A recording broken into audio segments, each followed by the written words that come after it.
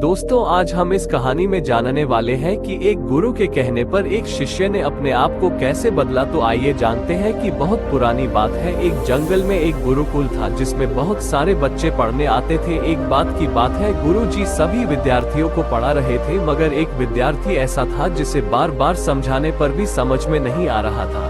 गुरुजी को बहुत तेज से गुस्सा आया और उन्होंने उस विद्यार्थी से कहा, जरा अपनी हथेली तो दिखाओ बेटा।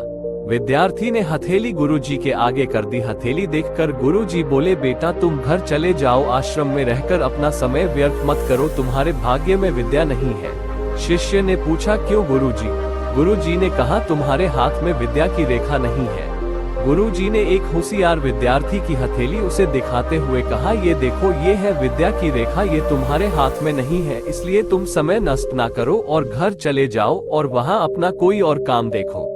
ये सुनने के बाद उस विद्यार्थी ने अपने जेब से एक चाकू निकाला जिसका प्रयोग वह रोज सुबह अपनी दातुन काटने के लिए करता था। उस चाकू से उसने अपनी हाथ में एक गहरी लकीर बना दी।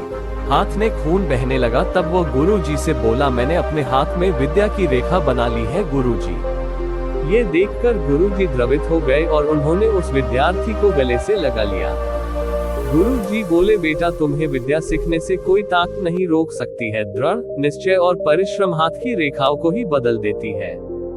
दोस्तों, वह विद्यार्थी आगे चलकर महर्षि पाणिनि के नाम से प्रसिद्ध हुए, जिसने विश्व प्रसिद्ध व्याकरण अष्टाध्यायी की रचना की है। इतनी सदियां बीत जाने के बाद भी आज 2700 वर्षों बाद भी विश्व की किसी भी भाषा में ऐसा उत्कृष्ट और पूर्ण व्याख्या का ग्रंथ अब तक नहीं बना।